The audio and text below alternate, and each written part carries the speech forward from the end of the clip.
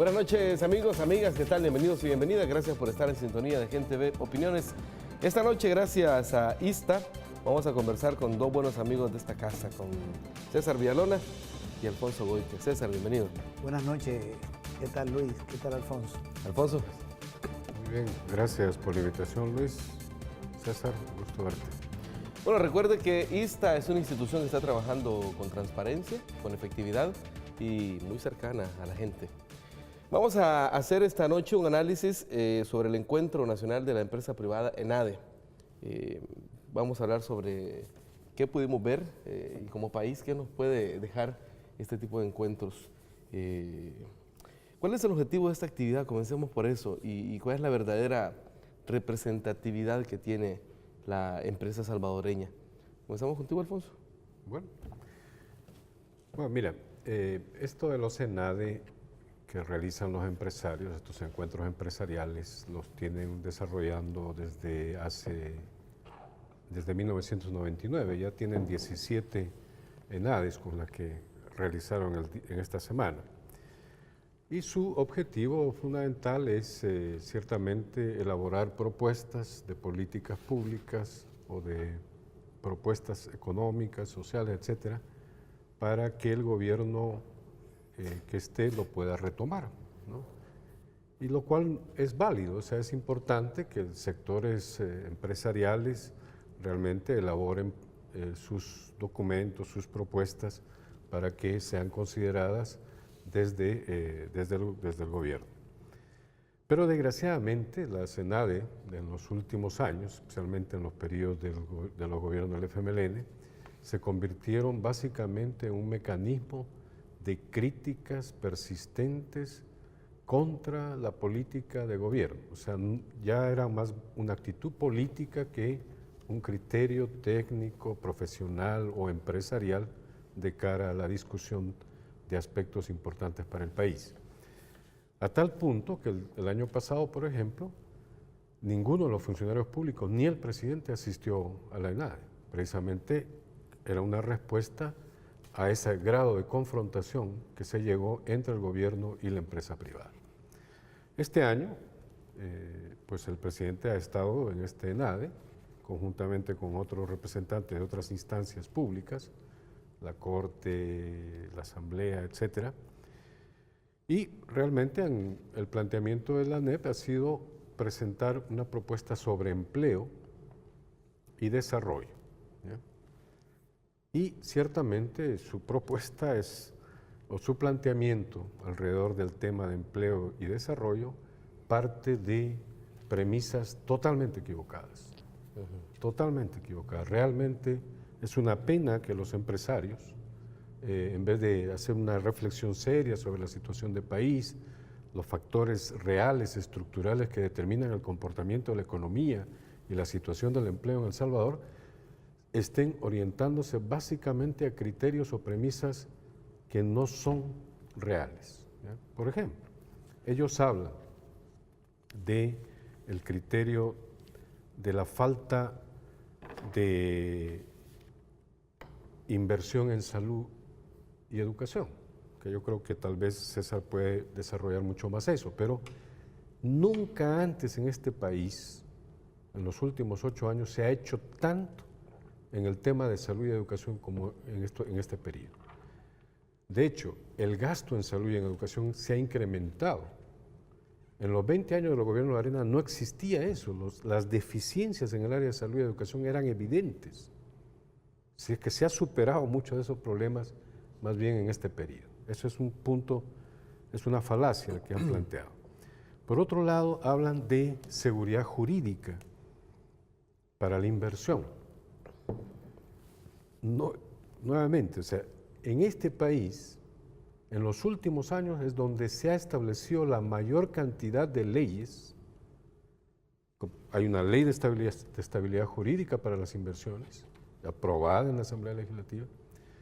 Hay una ley de firma electrónica, hay reformas a la ley de zonas francas, hay una ley para el fomento de la producción, etcétera, etcétera. Hay una cantidad de leyes y reformas a leyes que han sido orientadas esencialmente a fortalecer las condiciones para los empresarios.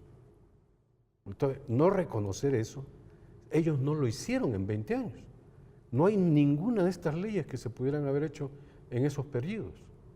O sea, la estabilidad jurídica ya formalmente establecida a través de la legislación se ha hecho en este periodo.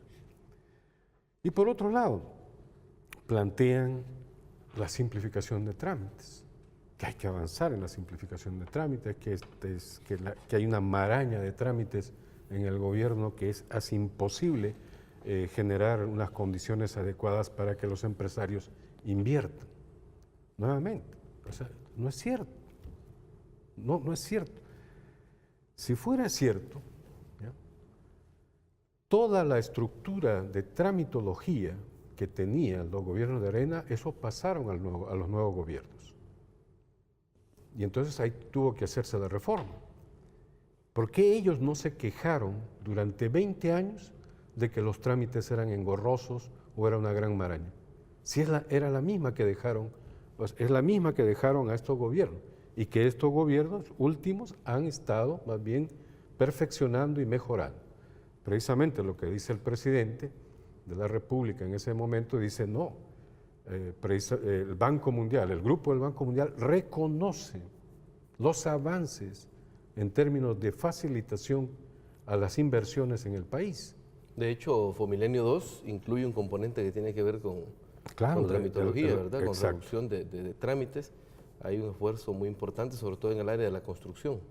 Sí, no, se crea el organismo de mejora regulatoria, que es precisamente el organismo que está revisando todos los esquemas de tramitología de todo del sector público para ver dónde se eliminan tramos o partes para que sea mucho más expedito. Eso está ahí, o sea, se está trabajando en eso. Se está trabajando también en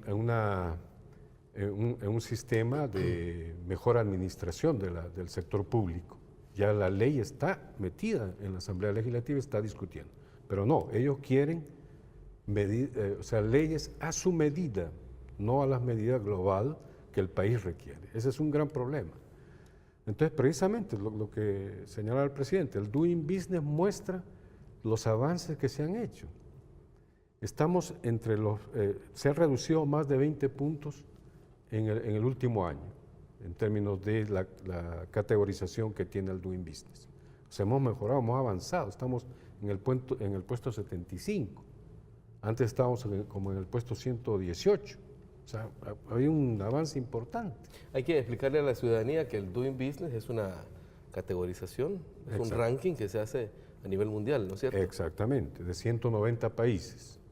Entre 190 países, El Salvador está en el puesto 75. Ha mejorado con respecto al año anterior. Y eso significa que obviamente tiene que haberse hecho algo, porque el Banco Mundial no te da esa categorización así de simple, ¿no? O sea, tiene que investigar. Es más, el Banco Mundial lo que hace es entrevistar a los mismos empresarios, a las gremiales, a las estructuras de contadores, a los bufetes de contadores, bufetes de abogados, a FUSADES y a todos ellos. Los entrevista para ver cuál es su opinión y luego ve toda la legislación que se ha creado, todos los mecanismos que se han modificado y sobre esa base hace su evaluación.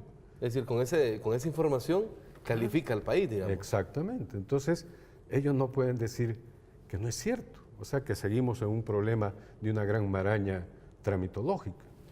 Ahora, César, por eso hablábamos de la representatividad realmente del empresariado salvadoreño, en este caso ANEP, porque vimos un discurso del presidente de la ANEP muy airado, una crítica muchas veces, como decía Alfonso, sin fundamento, sin reconocer cifras reales, cifras oficiales, sino que tomando todo el discurso, los 30 minutos que duró, puros ataques, más parecía una palestra política que una palestra de análisis económico. Correcto, yo creo que el discurso tiene una tónica de confrontación con el gobierno, de crítica al gobierno y al FMLN, incluso critica al gobierno de Venezuela, o sea, va más allá. Mucha manipulación de información, datos falsos, hay datos falsos. Y esto no lo digo por razones ideológicas, sino que un dato es falso y es falso, porque tiene su fuente. Y como mucha amargura también se nota una persona como molestia. Mucha molestia.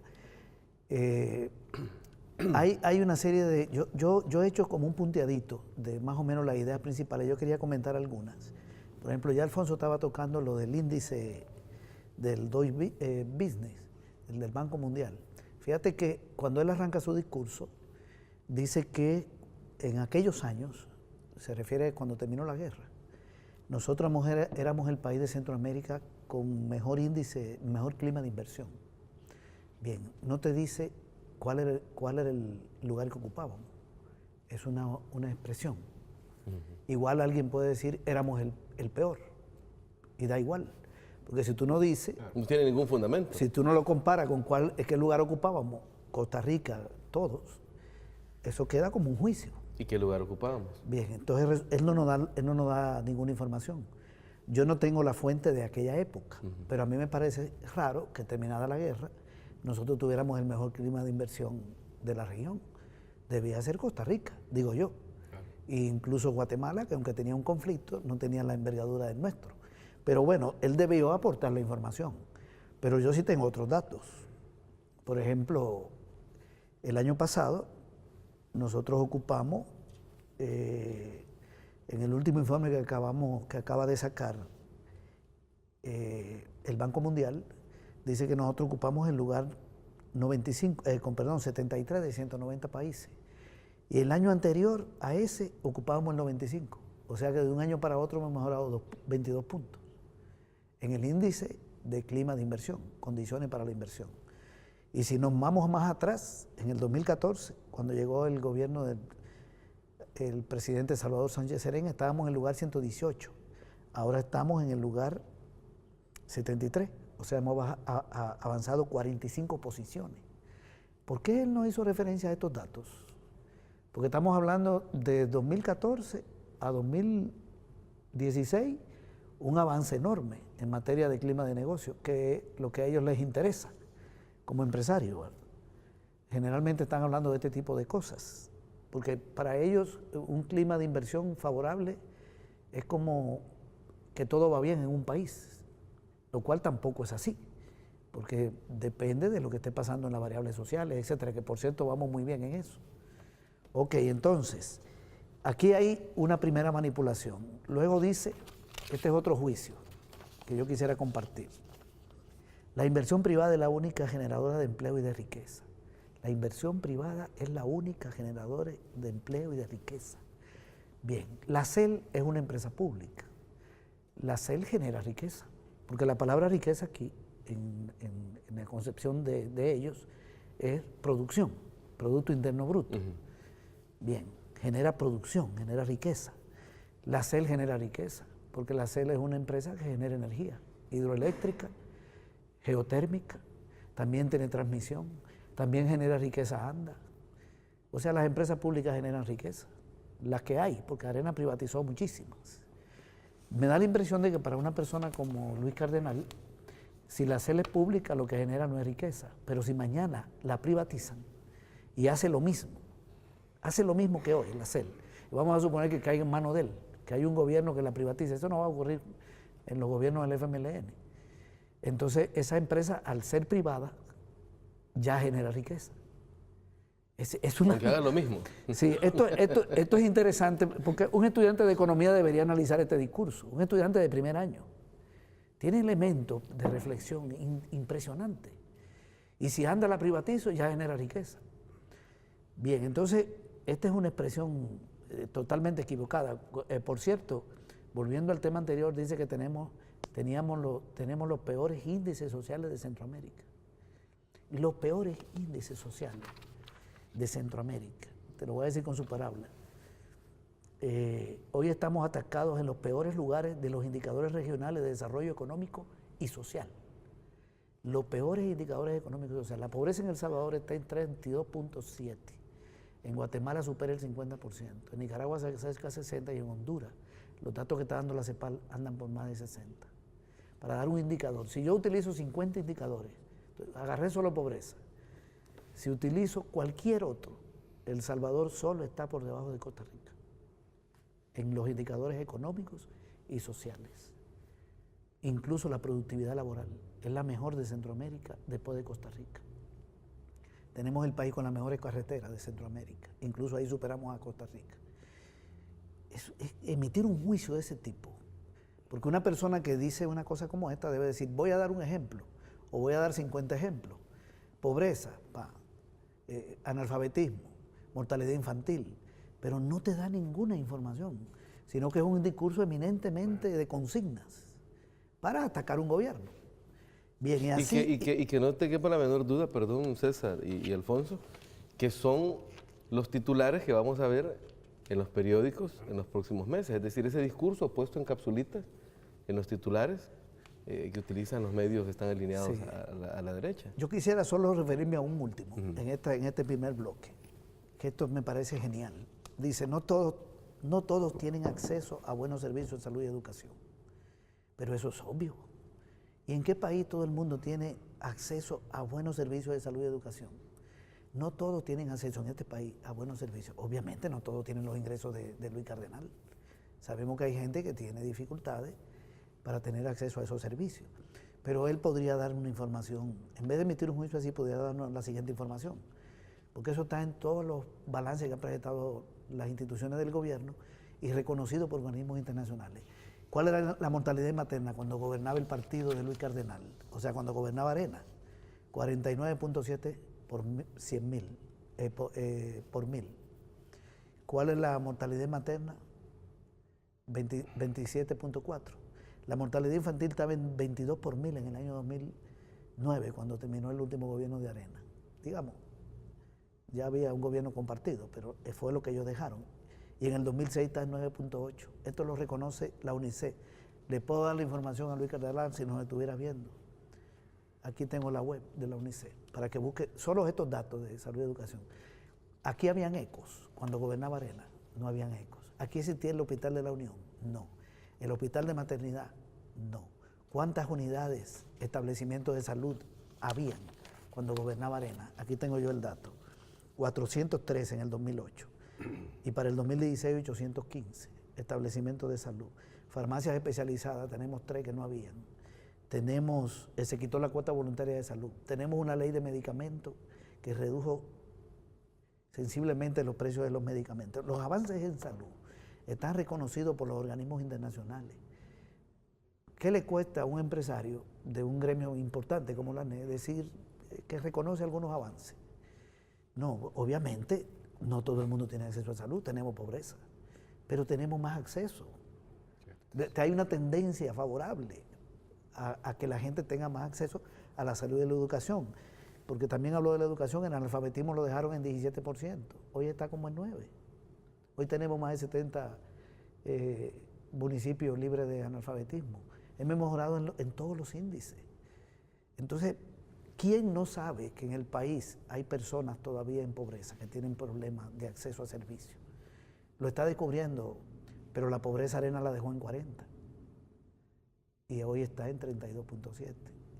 Entonces, lo que hay que ver es los avances que está teniendo el país. Yo me imagino que hasta en Estados Unidos o en países europeos hay problemas de acceso a la salud para una franja de la población, ¿verdad? Eso no es ningún descubrimiento. Bien, entonces, este tipo de juicios en un discurso de un gremio importante, con la presencia del presidente de la República, es realmente penoso. Para mí es penoso que la ANE siga en esa politiquería contra un gobierno que no le ha hecho nada aquí a los empresarios, porque los gobiernos del FMLN aquí no han expropiado ninguna empresa de Luis Cardenal ni de ningún empresario de la ANE. Aquí lo que se ha hecho es avanzar en la redistribución del ingreso por la vía tributaria y la creación de programas sociales importantes. Pero ellos tienen todo el clima para actuar, sus ganancias están creciendo. Aquí crecen las ganancias de los bancos, las AFP se ganan millones de dólares, las importaciones están creciendo este año 6%, las exportaciones de café, las totales, y las de café han crecido más de 10%, las de azúcar más de 20%. Son empresarios de la ANE, le está yendo bien, el gobierno le buscó el mercado chino para exportar azúcar, lo regalado. Le están abriendo la cuota, en Taiwán creo, de azúcar. Sí, en Taiwán se abrió. Un apoyo a los cafetaleros enorme, un montón de entrega de arbolitos. Es decir, hay todo un esfuerzo de apoyo a la empresa privada y de apoyo a la población marginada en los gobiernos del FMLN que es injusto este tipo de discursos tan violentos. Bueno, vamos a hacer una pequeña pausa. Cuando regresemos vamos a poder ver, y usted, amigo, va a tener la oportunidad de comparar parte de las expresiones del presidente de la ANEP, de Luis Cardenal, y las expresiones que tuvo el presidente de la República, Salvador Sánchez Serén. Una pausa y venimos con más.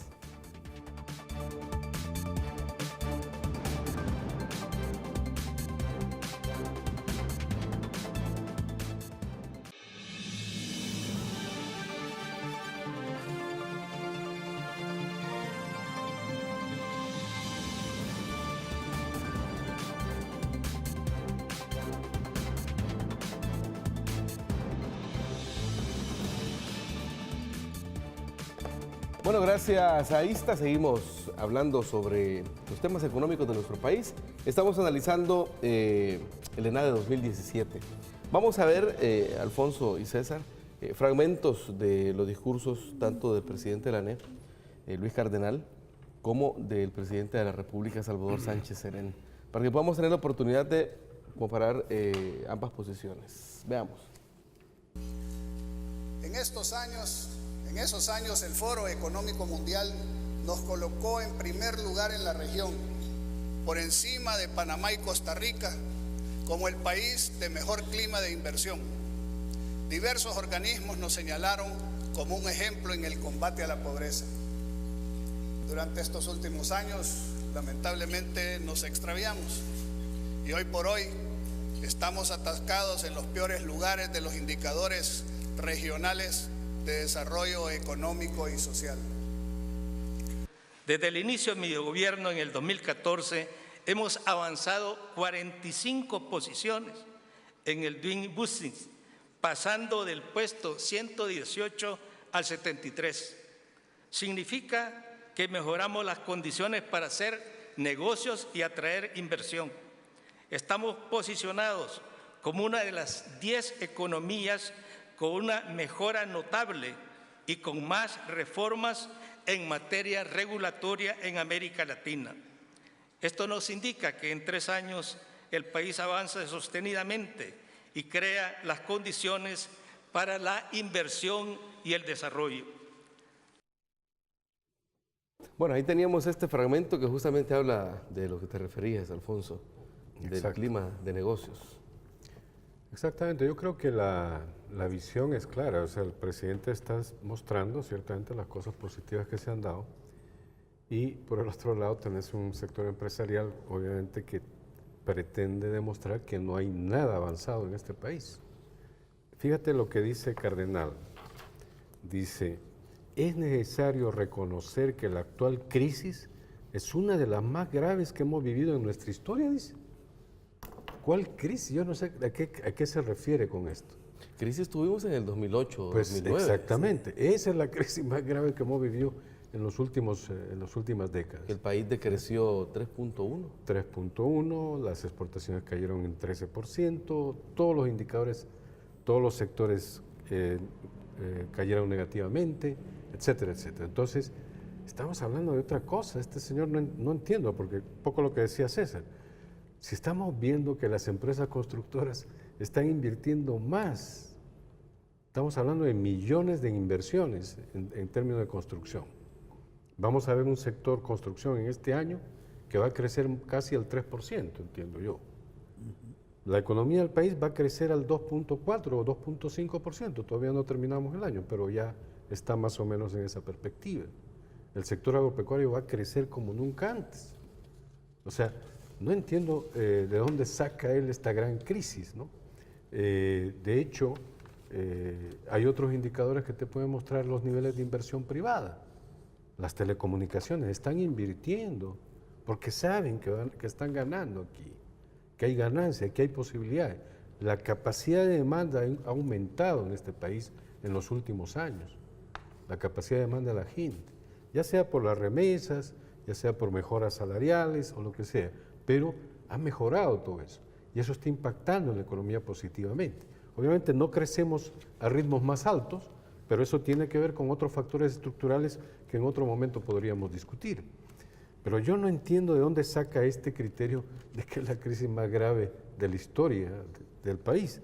De hecho, tal vez se refiere a la crisis fiscal, pero esa crisis fiscal es una crisis construida y elaborada por la derecha política de este país, porque perjudicaron las posibilidades de recursos al Estado para resolver las necesidades que normalmente se resolvían con préstamos o emisión de bonos.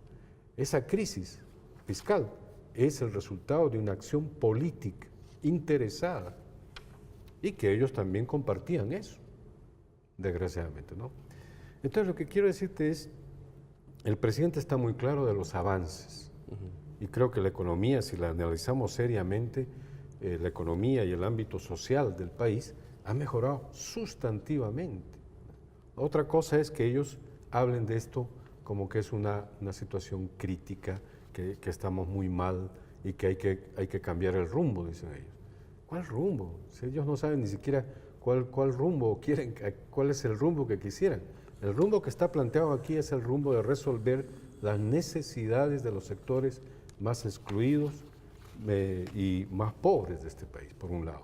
Y por otro lado, fortalecer las capacidades productivas y transformarlas, cosa que no han hecho ellos. Ellos no han invertido en actividades productivas fuertes o importantes. Han invertido mucho en servicios, que aspectos turísticos, que centros comerciales, que hoteles, pero no han invertido en estructuras productivas fuertes, que están en la industria, que están en la agricultura, que están en la agroindustria, etc. O sea, hay que invertir más en eso si queremos generar empleo.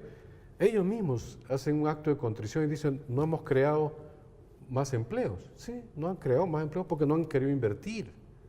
La inversión es la base de la generación de empleo. El Estado ha tratado de invertir, esa inversión pública ya ha generado empleo. Ellos han invertido muy poco. O sea, los niveles del indicador de inversión privada en relación al Producto Interno Bruto es el mismo nivel o tal vez menor que en los años de los gobiernos de Arena. Y la inversión pública se ha aumentado. Y la inversión pública ha aumentado. Entonces, no es factible pensar, ¿ya? O sea, que vamos a crear empleo si ellos no tienen una acción decidida a fortalecer las capacidades productivas de este país. Otra de las críticas que lanzaba Luis Cardenal decía, los programas sociales no deben ser diseñados pensando en réditos políticos y electorales. ¿Cómo ves este análisis? Sí, yo creo que no están diseñados pensando en eso. Los programas sociales que se iniciaron aquí con el primer gobierno del FMLN, que han continuado, se han ampliado algunos, e incluso hay nuevos, responden a una concepción del Frente, que es un partido que surgió para defender los intereses del pueblo.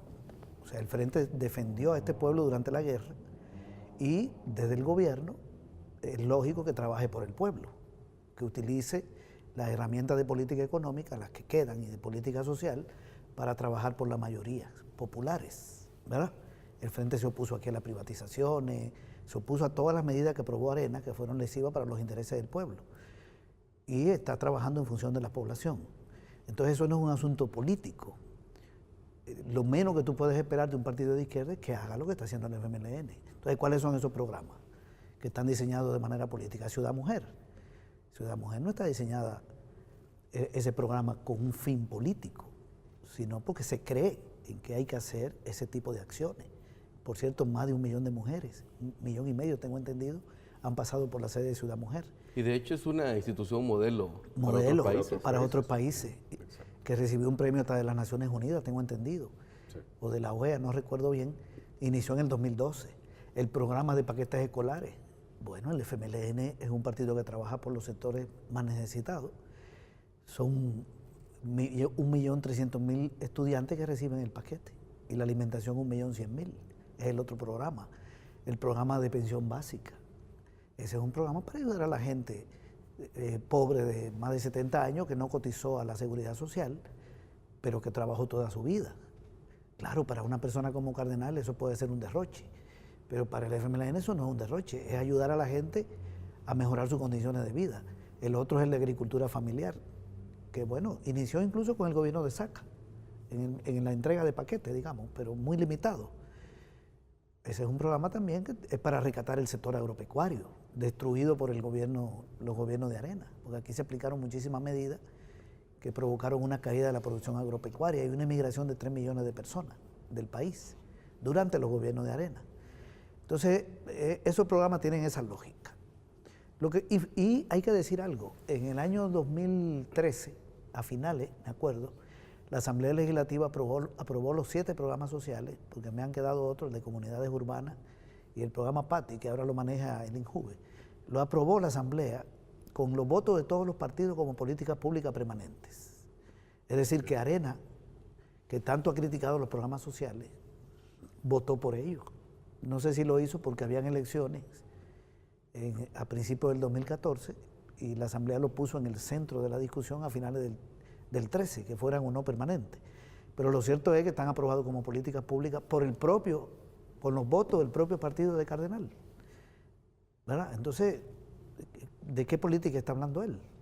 La reforma de salud también responde a el interés de mejorar las condiciones de vida de la gente. Un niño, una niña, una computadora, las colmenitas, es una cantidad de programas sociales que hay en el país, con la juventud también, que responden a esa lógica del partido. Un partido de izquierda llega al gobierno no para convertir el Estado en un patrimonio de la oligarquía, sino para utilizarlo en función de los intereses de la población más necesitada, sin afectar, aquí no se ha afectado a estos sectores oligárquicos. Es una lógica redistributiva. Entonces, no es un asunto político. Yo me quería referir a otro punto, esto no lo quiero dejar pasar, que tiene que ver con el tema del empleo. Fíjate que Luis Cardenal dijo en el discurso lo siguiente, voy a leer entre comillas: las cifras oficiales, incluyendo fuentes como el Seguro Social, nos dicen que solo entre noviembre del año pasado y mayo de este año se perdieron 11.541 empleos formales. Bien, yo tengo aquí el último informe del Seguro Social, que él cita. Este es el informe de agosto. Es un informe, con perdón, de octubre, el mes de octubre, pero los datos que tiene son hasta agosto. ¿Por qué Luis Cardenal da un dato de mayo y no nos da un dato de agosto? Porque un discurso, si tú lo presentes, si yo hago un discurso hoy, yo no agarro un dato de inflación de mayo, yo doy el dato más reciente, o de empleo, de cualquier variable. Todos debemos entender, o creeríamos que una persona como Luis Cardenal debe estar bien informado. Él debe tener este documento, o debió pedirlo. ¿Cuál es el más actualizado? Un equipo. El primer error es comparar noviembre con mayo. Sí. Ya el doctor Cabrera, presidente del Banco Central, ha explicado eso ya en la televisión, pero no tiene remedio. Ha explicado muchas veces que se compara un mes con el mismo mes del siguiente año. Porque tú no puedes comparar el empleo de noviembre, porque a fin de año sube, siempre sube, con el de mayo de otro año. Compárame el de noviembre con el de noviembre, o el de mayo con mayo. Ese es el primer error. El Seguro Social, cuando nos da los datos, nos dice otra cosa. Aquí está el cuadro de los datos de agosto de este año con respecto a agosto del 2016. Ese es el análisis correcto. Y aquí está el dato de que se han generado en el sector privado 5.464 empleos. No es mucho. No estamos diciendo que hay una gran generación, pero no se han perdido 11.000. Se han generado 5.464 empleos. Y se han perdido algunos en construcción. Si tú quitas el sector construcción, la generación hubiera sido mucho más. Estoy mencionando el sector construcción porque se habla mucho de la relación entre el empleo y el incremento del salario mínimo. Y el salario mínimo no se aumentó en el sector construcción. O sea que aquí se ha perdido un empleo en construcción, pero no por salario. Si quitamos esto, la generación es mucho mayor. El sector que más empleo ha generado, fíjate cuál es, la industria. Y el segundo es comercio y servicio, donde están los mejores salarios mínimos. Es decir, donde se aumentó a 300. Bien, entonces, esta es una manipulación. Aquí estamos hablando de una mentira, no hay otra expresión. Porque una cosa son apreciaciones, pero otra cosa son datos y fuentes. Y hay una manipulación. Quería referirme también a otro juicio, de que los funcionarios públicos deben ser los primeros en dar el ejemplo de honestidad y de respeto a esta institucionalidad. Bueno, deben dar muestra los funcionarios públicos, pero porque eso es lo primero. ¿Y por qué no menciona a los empresarios? Bien, el pueblo le paga los impuestos a los empresarios. Si Luis Cardenal tiene un supermercado, por ejemplo, yo no sé si lo tiene, pero él es empresario, él me cobra a mí el impuesto cuando yo compro ahí, no me lo cobran los empleados públicos. Si los empleados públicos tienen que dar muestra de honestidad, pero pasemos a los empresarios. Ellos cobran al pueblo los impuestos. Y quien trabaja en una empresa de él, no le paga el impuesto directamente al Ministerio de Hacienda, sino que la empresa le descuenta el impuesto sobre la renta, sobre el salario. Hay una evasión de impuestos que está por encima de los 1.500 millones. Yo no quiero decir que la empresa de Luis Cardenal o las empresas de él son evasoras, pero aquí los únicos evasores de impuestos son los que le retienen al pueblo el impuesto que le cobran. O sea, son empresarios. A lo mejor muchos son de la ANEP. Él debería tocar eso. ¿Por qué no se refirió a los 152 casos de corrupción durante el gobierno de Arena? ¿Por qué callan ante la corrupción de los gobiernos de Arena? ¿Por qué no dice que el partido de Arena debería devolver los 10 millones que donó Taiwán al Ministerio de Hacienda? ¿Por qué no toca el tema de los paraísos fiscales? Fusade acaba de aparecer que sacó no sé cuántos millones de dólares. 50 millones. 50 millones de dólares para un paraíso fiscal. No es un delito, pero como dice Tojeira, es una sinvergüencería. Porque están hablando de inversión, de invertir en este país, de que hay que invertir y sacan el dinero, allí donde no pagan impuestos, ¿verdad? Fusade, por cierto, está exenta de impuestos, pero está sacando el dinero del país, que podría invertirlo aquí para generar más crecimiento económico. Pues aquí nadie está atacando a Fusade. ¿Por qué no hace referencia a todos estos asuntos? Y una última cosa, y esto lo quiero aprovechar porque yo soy miembro del Consejo de Salario Mínimo. La ANE no está llegando a las reuniones del Consejo. Debería dar el ejemplo, porque fueron elegidos y tienen obligación, están en desacato. El señor Luis Cardenal le está prohibiendo a 4 personas de la ANE llegar a las reuniones del Consejo de Salario Mínimo y ya vamos para 11 meses, que no llegan desde diciembre y estamos en noviembre. Y ellos tienen una obligación, tampoco están llegando a las reuniones del Consejo Superior del Trabajo, donde fueron electos. Es decir, están tratando de boicotear instancias tripartitas que responden a convenios internacionales, donde ellos tienen una obligación. Y la reunión es semanal. Y hablan de institucionalidad, de respeto a la institucionalidad, a la democracia, a la Constitución. Ahí hay que dar el ejemplo. Ahí tiene que dar el ejemplo. Que le diga a sus empresarios que lleguen. No es que nosotros tenemos mucha necesidad de juntarnos con ellos a hablar, ¿verdad? Nosotros estamos muy bien si no llegan ahí, con sindicalistas de izquierda. Pero ellos tienen una obligación de llegar. Esto es lo que quiero decir si está hablando de Estado de Derecho. Tenemos una nota de las organizaciones sociales que se pronunciaron en torno a esta actividad en ADE 2017. Veamos la nota. Nosotros desde el año pasado empezamos con esta actividad que se llama el EVADE en respuesta al Encuentro Nacional de la Empresa Privada. Creemos que como jóvenes es importante involucrarnos en estos temas, ya que la evasión de parte de los empresarios nos afectan a todos, a todo el país. Y no solamente la evasión, sino que también es una cuestión de lucha de clases, de entender de que nosotros como miembros de la clase trabajadora tenemos intereses distintos a los de la gente que se están reuniendo acá. Ellos están evadiendo impuestos, ellos son los primeros evasores. Ya el Ministerio de Hacienda dijo que evaden 2.000 millones de dólares por año. ¿Cuánto podría hacer aquí la UMO y la policía con ese dinero? En vez de estar aquí dañando una protesta pacífica.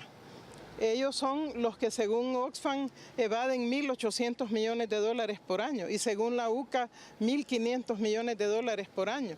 Es injusto de que este tipo de foros como el ENADE estén trayendo incluso especialistas en evasión, en corrupción, tal como fue el año pasado con José María Aznar de España y ahora con el de Bolivia. Entonces creemos que es ridículo pues que ellos estén diciendo dónde está el dinero, dónde está, ¿cómo se llama?, que no alcanza todo esto de la corrupción, cuando ellos mismos están evadiendo miles de millones de dólares anuales. Eso que mencionó al final, un muchacho que forma parte del colectivo San Jacinto, es curioso, ¿no? Traen invitados especiales que en sus países están siendo investigados, entiendo, por actos de corrupción, como el caso de Quiroga de Bolivia. Sí, mira, más allá de que posiblemente está siendo investigado por eso, Quiroga fue el vicepresidente de uno de los dictadores más represivos y violadores de los derechos humanos en Bolivia. Hugo Banzer. ¿Ya? El tipo entró, ganó las elecciones y su vicepresidente era Quiroga. A los 4 años murió y entonces lo reemplazó. Y ahora le dicen que es el presidente de Bolivia, bueno, expresidente. Pero bueno, estuvo 1 año en el gobierno y ahora es expresidente. ¿Y qué es lo que a qué lo traen? A que hable mal de Venezuela. Solo que hable de Venezuela, que diga que El Salvador está en camino a Venezuela y Venezuela está en el caos. Para eso lo traen. ¿Ya? Para ayudarle a toda la campaña que están montando posiblemente más adelante en función de las elecciones, ¿no? Pero bueno, ese es un ejemplo de una persona que creo que no era nada conveniente que los empresarios traigan, pero lo han hecho ya varias veces. Trajeron a José María Aznar, que es vinculado a la corrupción en España, cuestionado, y precisamente para hablar del tema de corrupción. O sea, sumamente raro. Traen a Álvaro Uribe, que es un tipo cuestionado en el marco del paramilitarismo en Colombia y que es el tipo que está en contra del proceso de paz en Colombia en este momento. O sea, traen ese tipo de personajes que obviamente no ayudan a decir este es un empresariado que tiene una visión más estratégica de cara a futuro, que quiere transformar el país, que quiere apoyar, ayudar, pero trae este tipo de personajes. Bueno, pero es lógico porque representa la forma de pensar de personas como Luis Cardenal. Exacto. ¿Verdad? Entonces, claro, o sea, es una expresión del carácter atrasado que tienen estos sectores empresariales, ¿ya? Que en vez de buscar más bien personajes más que tienen una visión más hacia el futuro del mundo, el futuro de las economías de la región, etcétera, traen este tipo de personajes. Entonces yo creo que ese es un problema. Realmente estos empresarios lo que necesitan es ciertamente un curso intensivo de análisis de la realidad para que entiendan qué ha pasado en este país y qué es lo que ellos están tratando de olvidar de lo que hicieron, porque ellos son los responsables de las debilidades que tiene la economía de este país. Quedemos con esa idea porque tenemos que hacer una segunda pausa. Cuando regresemos vamos a seguir analizando los aspectos que se dieron en este ENADE 2017. Una pausa y venimos con más.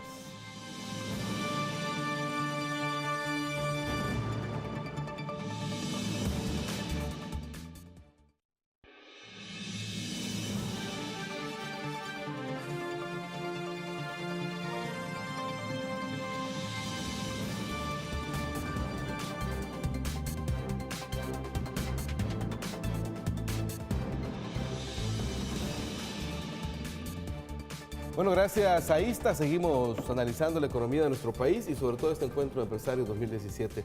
Vamos a ver, César hizo 3 propuestas, la NEP, que podrían sintetizarse en fortalecer la institucionalidad, pidieron certeza para invertir y predictibilidad fiscal. ¿Qué piensas de esto? Sí, bueno, lo de la institucionalidad, aquí hay un marco institucional sólido. Yo no sé qué es lo que piden con eso. Arena gobernó aquí 20 años, además, e hizo todo lo que estos empresarios querían, estos sectores vinculados a las empresas más grandes del país. O sea, Arena no gobernó para el sector empresarial, sino gobernó para la cúpula empresarial, para los sectores oligárquicos. Arena privatizó 32 empresas, le quitó impuestos a los cafetaleros, a los cañeros, el patrimonio, liberalizó precios, firmó el TLC con Estados Unidos que ellos querían, con México, con Chile, dolarizaron la economía. ¿Qué no hizo Arena por este sector? Y casi todo eso que hizo Arena no se ha podido revertir. Aquí no, las privatizaciones no se han revertido, salvo la de la GEO. Lo que ha hecho el gobierno es crear empresas públicas nuevas, detener el programa de Arena y aplicar un programa distinto. Pero Arena dejó reglas de juego. Y ellos se quejan mucho, por ejemplo, de la tramitología, pero también Arena fue que dejó todo eso. Entonces, aquí yo no comparto la idea de que no hay reglas claras, que no hay un clima. Ya vimos los datos del índice este del Banco Mundial, que dicen que tenemos un buen clima. Lo de la seguridad jurídica, que también mencionan el fortalecimiento de la democracia. Pero si la democracia se ha fortalecido con los gobiernos del FMLN. Por ejemplo, los gobiernos de Arena nunca quisieron aprobar una ley de acceso a la información pública. Eso se creó en el primer gobierno del FMLN. Siempre estuvieron en contra. Siempre estuvieron en contra incluso del voto en el exterior. Con los gobiernos del Frente se ha aprobado el voto en el exterior. Con los gobiernos del FMLN se aprobó la ley de la no violencia contra las mujeres, la ley de igualdad. Bueno, los consejos municipales plurales. Municipales plurales. Ha habido todo un avance en materia de democratización. Ellos se quejan de que la Sala de lo Constitucional le puso otro nombre, habló de Tribunal de Justicia, pero se quería referir a la Sala, como que es muy acosada por otros órganos. Pero la Sala ha emitido más de 10 fallos contra la Asamblea Legislativa, contra decisiones de la Asamblea Legislativa. Creo que son como 14, y todos se han acatado. Hasta se llevaron los diputados suplentes sin que nadie se lo pidiera. Ha emitido más de 10 fallos contra las decisiones del órgano ejecutivo, fallo contra el Parlacen, fallo contra la Corte Centroamericana de Justicia. Digo contra el Parlacen porque le impidieron a Funes tomar posesión como presidente saliente. La Corte Centroamericana le eliminaron. Ha emitido fallo contra la Fiscalía, contra la Corte de Cuentas, contra el Tribunal Supremo Electoral, contra la propia Corte, contra la propia Sala. Sacaron a un funcionario de la Sala, un magistrado, y lo tiraron a otra. Y a otro lo sacaron de la Corte Suprema. ¿Al Tribunal Supremo Electoral también? Al Tribunal Supremo Electoral. Contra la UES hay un fallo, contra las alcaldías han habido fallos. Es una cantidad de fallos contra otras instituciones públicas y otros órganos, y todo se ha acatado. Y muchos de esos fallos habría que ver qué tan apegados están al derecho. Esa es otra discusión. Entonces, ha habido un ataque hacia otros órganos desde ahí. Y muchos de esos fallos han sido por iniciativa de Arena, que ha puesto recursos de inconstitucionalidad. Y sobre el tema de la predictibilidad fiscal, que ellos hablan de que debe haber presupuesto trianual. Eso hay países donde hay presupuesto por 2 años o 3. Eso no creo que va a cambiar mucho las cosas. Aquí lo que necesitamos en materia fiscal es que el gobierno aumente su recaudación, y no hizo referencia a eso. Fíjate que tenemos una ley de responsabilidad fiscal que obliga al Estado a tener el 17% del PIB. Y ya vamos a entrar al año de 2018 y no va a llegar al 17%. Va a llegar, y tenemos 3 años, en el 19 tiene que llegar ahí, el periodo de los 3 años de una ley de 10. Y le han votado los ingresos al gobierno, bloqueándole desde la propia Sala, por iniciativa de gente de Arena, impuestos a los evasores, tributo a la telefonía y la llamada del exterior. Es decir, ha habido todo un ataque a las finanzas públicas. Y esto no se resuelve con un presupuesto de cada 3 años. Esto se resuelve aumentando los ingresos del gobierno, pero no aumentando la costa del pueblo, aumentando la costa de los evasores, de los que tienen más ingresos. Es decir, con una reforma tributaria que permita superar el déficit y ampliar la inversión pública, y sobre todo la inversión social. Eso es lo que debería decir el señor cardenal. Entonces son propuestas muy vagas, ¿verdad? Que no responden a una... Para mí no están respondiendo a la realidad que vivimos. Finalmente, no quiero dejar de terminar de decir... Pero fíjate que tenemos poco tiempo, César, porque me gustaría también que participara Alfonso. Con el cierre que hizo del discurso, Cardenal dijo, no se genera paz promoviendo el odio. Eso era lo que quería comentar, pero tal vez eso no merece ni comentario, porque todo el discurso fue lo contrario de esta frase. Fue un discurso violento. Exacto. ¿Qué pensás, Alfonso, de esto? No, totalmente. Yo comparto que el empresariado no está realmente analizando las perspectivas de futuro del país. Ahora, también no es todo el básicamente empresariado, intereses. ¿no? Es esta cúpula, ¿verdad? Exacto, es este grupo de empresas vinculadas a la ANEP, porque este es el encuentro de los empresarios de ANEP. Ahí son 50 gremios, ahí se reúnen, ahí se dan estas cosas donde ellos se plantean críticas y toda esa cosa, y no dan propuestas serias. Si tú analizas todo esto del ENADE, es una visión sumamente interesada a ellos nada más, no al país. O sea, no está en función de la gente. Ellos pueden englobar ahí que el empleo y el desarrollo, pero en el fondo el planteamiento que está aquí es lo que ellos quieren para ellos, para sus condiciones, no para las condiciones de la gente. Entonces es muy delicado. Ellos deberían pensar mucho más en cuáles son las políticas realmente, políticas económicas, políticas fiscales, todo eso que realmente resuelvan el problema del país y mejoren las condiciones de la gente. Pero lo que ellos han planteado aquí de predictibilidad, de el criterio de clima de negocios, todo eso es para ellos, o sea, ellos están pensando solo en ellos, lo cual no me parece correcto, cuando ellos deberían decir, bueno, sí, nosotros primero debemos plantearnos un criterio de cómo incrementar la inversión para generar más y mejores empleos en este país. Es decir, deberían asumir el compromiso que ellos como empresariado tienen. Exactamente, ese debería ser el punto de partida, pero el punto de partida de ellos es que queremos una ley de simplificación de trámites, queremos una ley que garantice que la Sala de lo Constitucional no se pueda mover, etcétera, etcétera. O sea, están planteando toda una serie de cambios y legislaciones hasta la Constitución, pero que les garantiza a ellos su status quo. Entonces no me parece que sea correcto, ¿ya? Creo que ciertamente necesitamos que ellos como empresarios piensen más en el país, más en la gente, que en sus propios intereses. Así como lo pensaron estos empresarios norteamericanos cuando dijeron que ellos estaban dispuestos a pagar los impuestos, que no le quiten los impuestos, que Trump le dijo que, o mejor dicho, el gobierno norteamericano le quiere quitar los impuestos, reducir los impuestos, y estos 400 empresarios norteamericanos dijeron, no, nosotros no queremos que nos los quiten, sino que más bien nos los aumenten. Bueno, eso deberíamos esperar un poco en la percepción de los empresarios de acá. O sea, ¿qué más damos nosotros para que este país avance y se construya mejor? En vez de un criterio donde exigen cosas al gobierno con las limitaciones que tiene en este momento el gobierno. César, también dijo Luis Cardenal, ya no es tiempo de estarle echando la culpa a otros.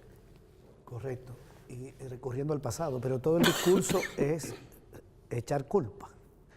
Y dijo otra cosa que, con la que yo estaría de acuerdo, que me parece que es atinada. Dijo que los empresarios son personas de acción, que no se quejan, son pragmáticos.